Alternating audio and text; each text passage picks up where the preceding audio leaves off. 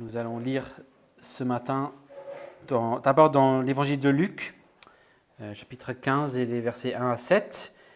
Et puis on va lire le texte principal pour cette série, le psaume 23.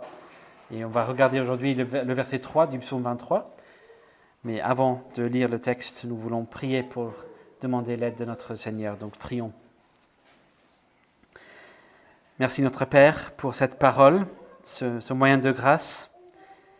Nous avons besoin de ton instruction, de cette nourriture que tu nous donnes ici.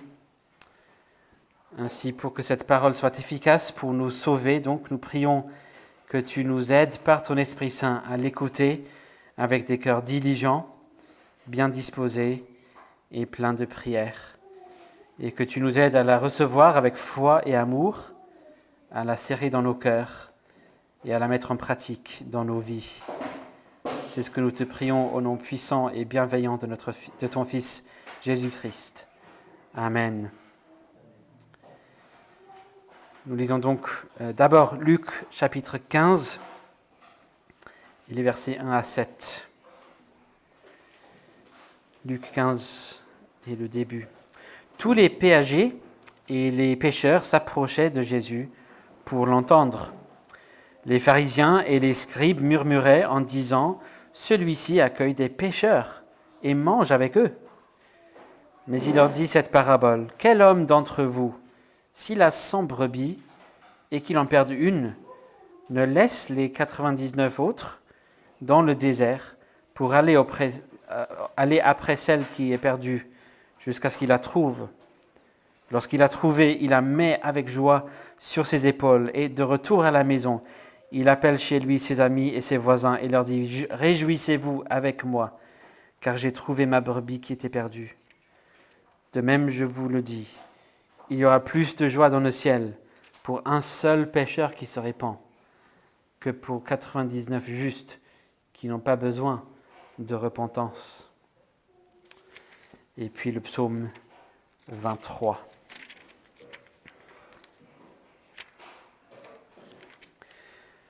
Psaume 23, psaume de David. « L'Éternel est mon berger, je ne manquerai de rien. Il me fait reposer dans de verts pâturages, il me dirige près des eaux paisibles. Il restaure mon âme, il me conduit dans les sentiers de la justice, à cause de son nom. Quand je marche dans la vallée de l'ombre de la mort, je ne crains aucun mal, car tu es avec moi. Ta houlette et ton bâton, voilà mon réconfort. Tu dresses devant moi une table en face de mes adversaires. Tu oins d'huile ma tête et ma coupe déborde. Oui, le bonheur et la grâce m'accompagneront tous les jours de ma vie. Et je reviendrai dans la maison de l'Éternel pour la durée de mes jours. L'herbe sèche et la fleur se fanent, mais la parole de l'Éternel demeure éternellement. La semaine dernière, nous avons vu comment la Bible nous enseigne que nous avons tous besoin d'un berger. On a besoin d'être dirigés, guidés, soignés. On connaît tous ce que c'est de vivre une crise de leadership dans plein de domaines différents. La politique, on voit ça beaucoup ces jours-ci, dans l'Église aussi, le travail, etc. Et ça ne fait que souligner le fait que nous avons tous besoin d'un berger. Nous avons vu comment ce psaume nous présente le berger par excellence, le berger dont on a tous besoin, Yahvé lui-même, surtout Jésus lui-même. Et aujourd'hui, ayant répondu à la question de qui nous dirige, la question aujourd'hui, c'est où va-t-il nous diriger ? Et là, encore une fois, c'est le genre de question que l'on doit se poser assez souvent. Où est-ce que je vais ? Dans quel sens dois-je aller ? Quel chemin prendre ? Et l'image du berger évoquée dans ce psaume nous met face à une réalité qui paraît évidente pour certains gens et pas du tout pour d'autres. Parce que qui dit berger dit mouton. Et souvent, quand on pense à des moutons, on pense principalement à un animal qui suit facilement. En anglais, et je pense surtout aux États-Unis, il y a un mot qui est apparu dans le langage courant J'ai vérifié, en fait, le premier usage était dans les années 40, mais ce n'est que très récemment qu'on a ajouté dans certains dictionnaires. C'est un mot valise qui combine le mot pour mouton et gens, sheep, et puis people, et donc ce qui donne sheeple. C'est un terme péjoratif pour désigner des gens naïfs, crédules, qui croient tout ce que leur disent les autorités ou les médias, qui obéissent à tout, qui suivent aveuglement. Des gens qui suivent. Et pourtant, quand on regarde des moutons, même si c'est vrai en partie qu'ils savent suivre, c'est aussi vrai que les moutons, c'est aussi un animal qui erre un peu n'importe où. Ils se perdent. Diriger un mouton, ce n'est pas toujours facile. C'est pour ça qu'un berger a besoin d'une houlette pour tirer, pour faire revenir ces brebis. C'est aussi pour ça que les chiens de berger existent, pour les aider à rester sur le chemin. Et donc on voit que cette image du mouton nous confronte avec la réalité que même si l'on n'est pas prêt à l'accepter et à l'admettre, on a besoin d'aide pour savoir où aller. On a besoin d'être dirigé dans le bon sens. On a même tendance à quitter le chemin. Et on a besoin d'aide pour le retrouver. C'est que nous voyons dans le prochain verset du psaume 23 que nous regardons aujourd'hui, le verset 3. « Il restaure mon âme, il me conduit dans les sentiers de la justice à cause de son nom. » Et là, on a 3 lignes, et donc on peut les prendre juste une par une, assez simplement. Donc prenons d'abord la première ligne, « Il restaure mon âme ». Ce mot « âme » peut se traduire aussi « vie ». C'est un mot qui désigne non pas une partie de ce que je suis, mais l'essentiel de tout ce que je suis, tout mon être. Il me restaure, dans un sens. Et puis ce mot « restaurer » est très ambigu. Aussi, il y a 2 façons possibles de la comprendre. Et il me semble que l'idée n'est pas de chercher laquelle des deux sens, les 2 définitions possibles David avait en tête, mais on est censé voir les 2 sens et les prendre ensemble. Et ce n'est pas juste que je cherche à me donner une bonne excuse, je n'arrive pas à discerner ou à choisir, donc je dirais que c'est les 2. Il y a des choses qui me laissent penser que David, et par lui le Saint-Esprit, a fait exprès de choisir ce mot ambigu. Donc d'abord, juste le fait que c'est un psaume, c'est un poème, et donc quelque part c'est normal qu'on mette des mots ambigus, pleins de sens. Donc on dit beaucoup de choses en peu de mots. Mais aussi il y a le fait que dans ce contexte, la ligne qui précède, donc fin du verset 2, nous pointe vers un des 2 sens, et la ligne qui suit, donc deuxième ligne du verset 3, nous pointe vers l'autre sens possible. Et donc, dans la transition entre ces 2 lignes, on a cette phrase ambiguë qui peut prendre les 2 sens. Donc, regardons ces 2 sens possibles. Le premier sens possible, en lien avec le verset 2, c'est donc restaurer, c'est dans le sens de réparer, revigorer, nourrir. C'est le sens qu'on a en français quand quelqu'un se restaure ou va dans un restaurant. L'idée, c'est qu'ils finissent dans un état meilleur qu'avant, nourri, fortifié, renouvelé, revigoré. Et dans ce sens-là, c'est une sorte de résumé du verset 2. Il me fait reposer dans de verts pâturages, il me dirige près des eaux paisibles. C'est ça l'effet du fait d'avoir l'Éternel, Yahvé lui-même comme berger. J'ai l'âme restaurée. Lorsque mon âme est fatiguée, épuisée, desséchée, affamée, assoiffée, découragée, je viens à mon berger et il restaure mon âme. Le deuxième sens possible, c'est dans le sens de « il me restaure à lui-même ». Le mot utilisé ici en hébreu, c'est le mot pour tourner, pour faire revenir. Il me tourne, littéralement. C'est dans ce sens-là que la Septante, la traduction grecque de l'Ancien Testament, l'a traduit « il me tourne, il me convertit, il me fait repentir ». C'est ça le sens du mot repentance, en fait, faire demi-tour, se tourner à nouveau. Et c'est lui qui fait cela. C'est lui qui m'aide à tourner, c'est lui qui me tourne.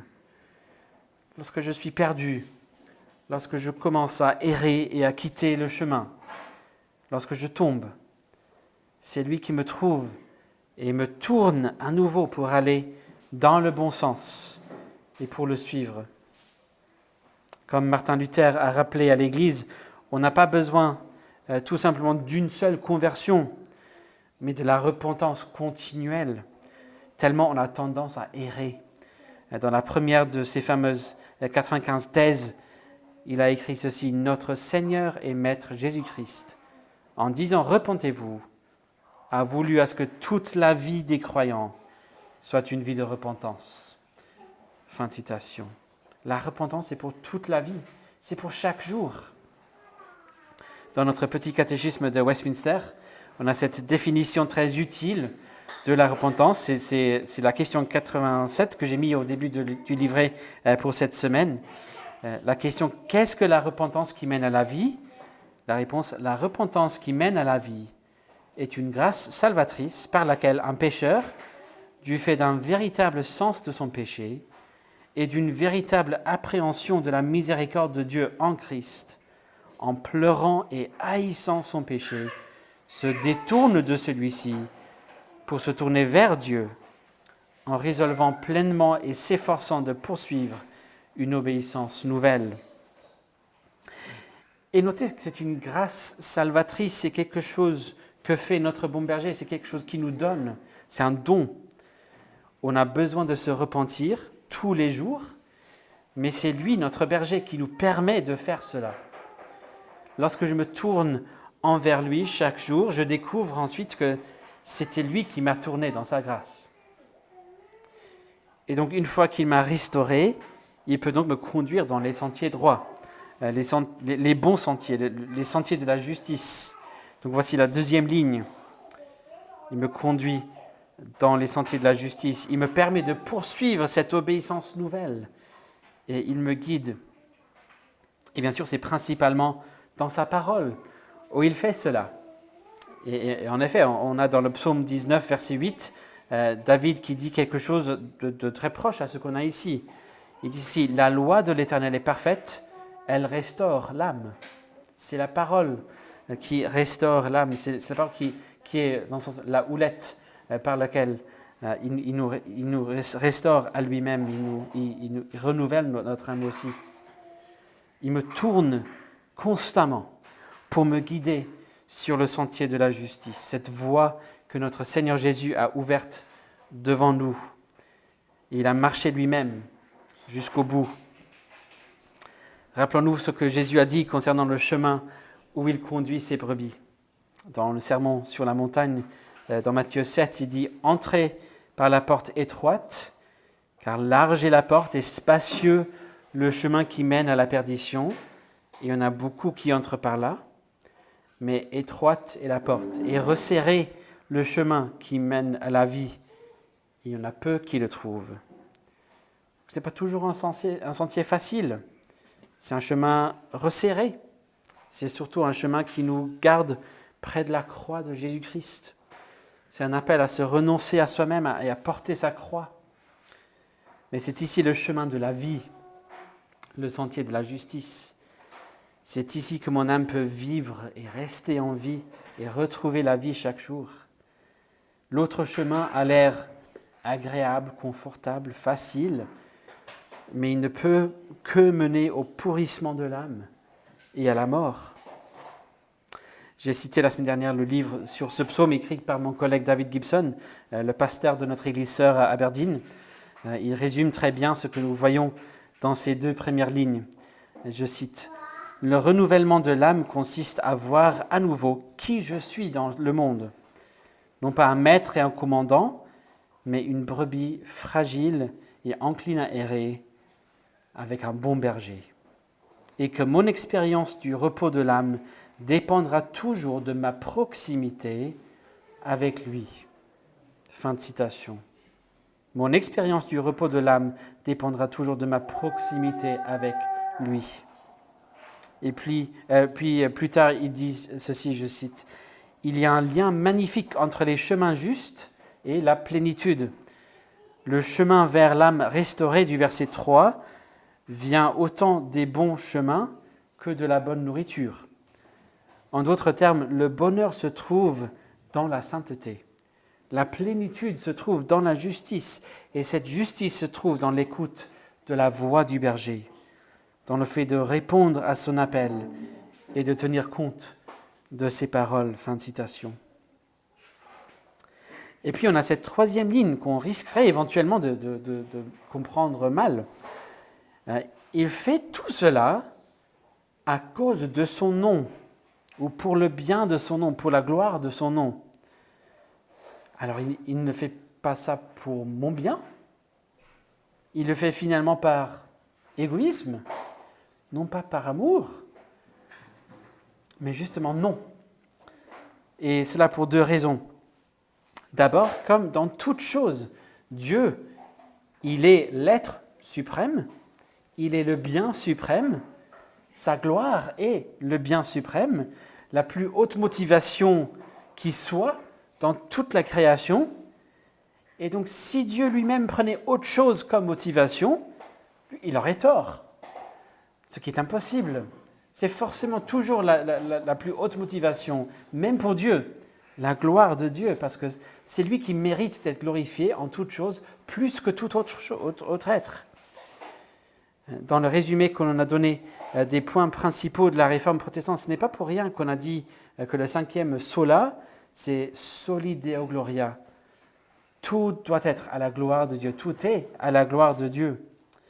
Mais là, c'est un point plus théologique et probablement pas la raison principale pour laquelle David a inclus cette ligne à cause de son nom. Alors pourquoi l'a-t-il mis alors ?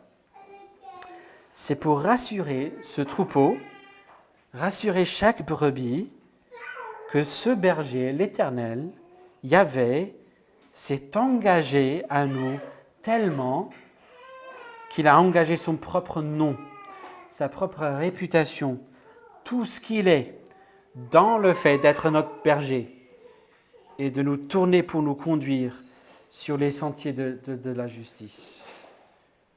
Pour lui, le fait d'être berger, il a choisi de l'associer très prochement, très étroitement avec son nom à lui. Dans un sens, il s'est donné le nom de famille, Yahvé berger.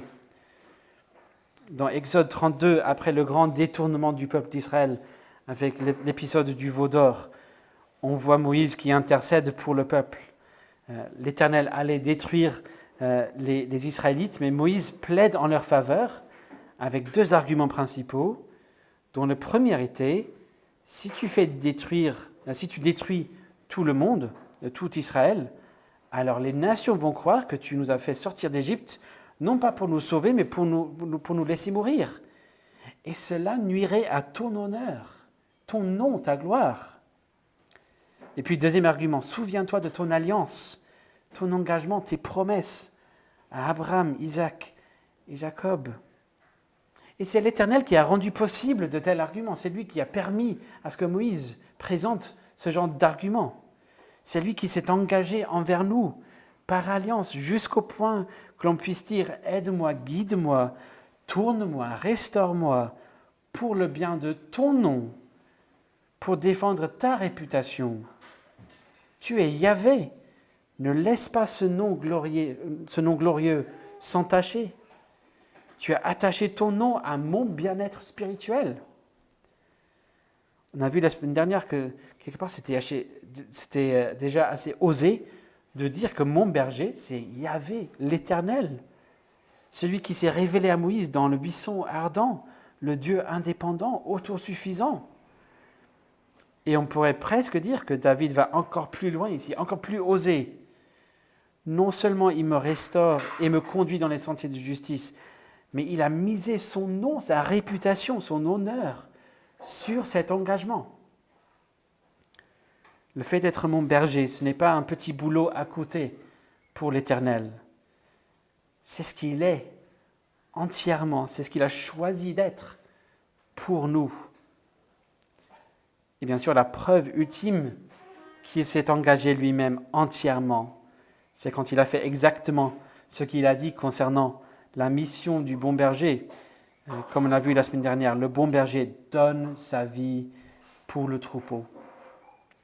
Jésus-Christ, Yahvé le Fils incarné, s'est donné entièrement pour nous sur la croix.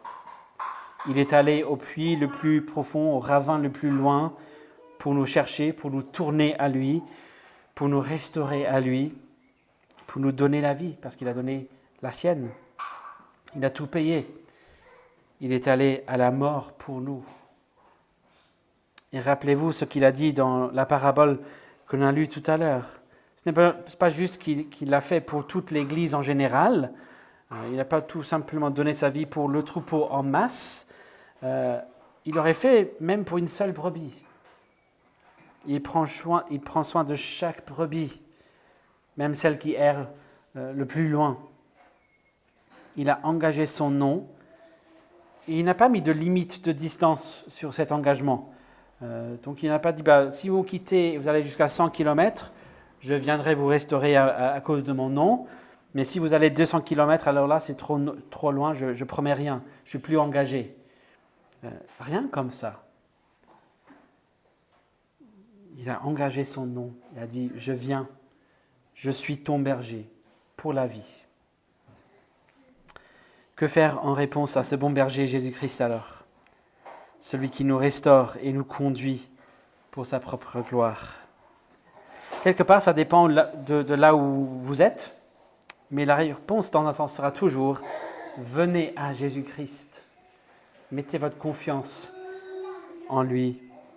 Avez-vous soif ? Alors venez boire. Avez-vous faim ? Alors venez manger le pain de vie. Êtes-vous découragé ? C'est ici celui qui vous relèvera la tête. Êtes-vous desséché spirituellement ? Alors c'est ici celui qui vous restaurera et vous donnera à vous désaltérer. Êtes-vous en train de vous noyer dans la tentation et le péché ? C'est ici la main qui vient vous tirer du déluge.